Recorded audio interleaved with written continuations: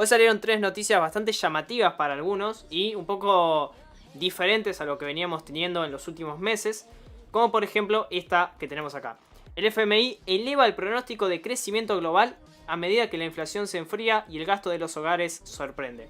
Esto es algo muy raro, o sea, no raro, pero sí diferente a lo que habíamos tenido hace un mes más o menos, o 2 meses, donde el FMI había hasta bajado las proyecciones económicas y ahora las vuelve a subir un poquito, ¿ok? Un 0.2% la subió la proyección económica mundial hasta el 2.9%, ¿ok? ¿A qué viene esta expectativa positiva futura del FMI hacia el mundo en general? Bueno, por varias razones. Primero que nada por la inflación, que ya viene bajando, entre comillas, en los últimos meses y se está acercando al objetivo. Recordemos que todavía falta mucho para que llegue al objetivo del 2%, pero ya se está acercando. Y en todo este tramo de tiempo parece que las tasas de interés todavía no tuvieron un efecto muy negativo. El desempleo sigue estando casi en mínimos de los últimos años. La inflación, como digo, está bajando. El consumo, como podemos ver acá, de los hogares sorprende. Y muchos datos económicos ya están empezando a reflotar de nuevo y repuntar a niveles que teníamos anteriormente. Entonces, toda esta situación empuja justamente a esta expectativa positiva, ¿no? Y aparte tuvimos esta semana otros datos que siguen más o menos esta idea, como por ejemplo lo que está pasando en China.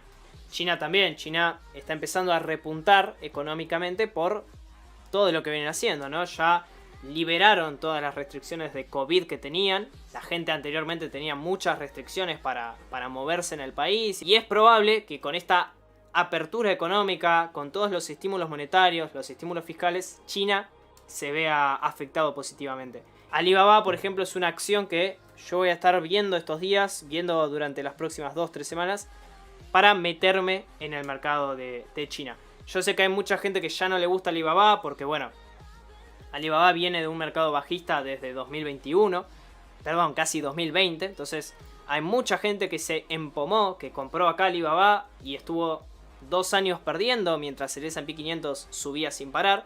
Pero también hay que entender que, viéndolo desde otro punto de vista, Alibaba estaba tan no optimista, sino todo lo contrario. Y evidentemente ahora que empezamos a ver señales positivas en China, esto podría afectar positivamente a prácticamente la acción más grande de China, ¿no? Como es Alibaba, que tiene más de, creo que si no me equivoco, 200 billones de dólares en market cap. Así que este es otro punto positivo de por qué justamente el FMI también subió estas expectativas económicas a futuro en lo que es todo el mundo. Y aparte, el día de hoy, martes, se presentó un dato económico que es el PIB de la Unión Europea, pero del cuarto trimestre del año 2022, y sorprendió un poco. Se esperaba que fuera negativo el trimestre que había tenido en ese tiempo la Unión Europea, y vimos que todo lo contrario, sorprendió bastante, y esto ya está un poco frenando, o por así decirlo, quitando un poco de estas ilusiones de que va a haber una recesión. Repito, para algunos inversores, yo en mi caso personal no lo creo que vamos a seguir teniendo problemas a largo plazo, pero son señales que al menos son interesantes de ver y se las comento para que las sepan, ¿no? Tengamos en cuenta que también es interesante lo que está pasando en el mercado, la verdad, porque por un lado tenés el análisis fundamental, ¿no? O las noticias o las opiniones de las personas que dicen que puede llegar a haber una recesión, o era lo que más estaba en consenso hace unos meses. Y de repente ahora tenés por otro lado del análisis técnico que el S&P 500 podría estar cambiando de tendencia en gráfico diario. O sea, si llegamos a romper este máximo de acá, es probable que empecemos una tendencia alcista. Entonces tenemos también una divergencia entre lo que está pasando, entre comillas, repito, divergencia, entre esta posible recesión y estas formaciones alcistas que está haciendo el mercado. Esto también podría llegar a ser una noticia positiva, porque recuerden que el mercado se adelanta siempre. O sea, el mercado siempre se adelanta. Antes de que haya una recesión, en el año 2022, la recesión técnica, el mercado ya estaba cayendo bastante.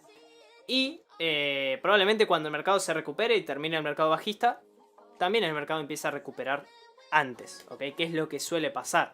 Acá hay un gráfico, por ejemplo, que demuestra bastante bien esto, y es que el mercado, que es esta línea azul que tenemos acá, llega a subir 6 o hasta 9 meses antes de que las empresas empiezan a subir sus EPS, ¿ok? Subir sus ganancias por acción. Entonces, las ganancias de las empresas suben hasta después también de lo que lo hace el mercado. Y esto justamente demuestra lo que les digo, ¿no? De que el mercado se adelanta a estos periodos y hay que ir viendo lo que pasa en ambos lados. Lo que pasa por análisis fundamental y lo que pasa por análisis técnico. El mercado también nos habla y nos da este tipo de señales que no hay que evitar.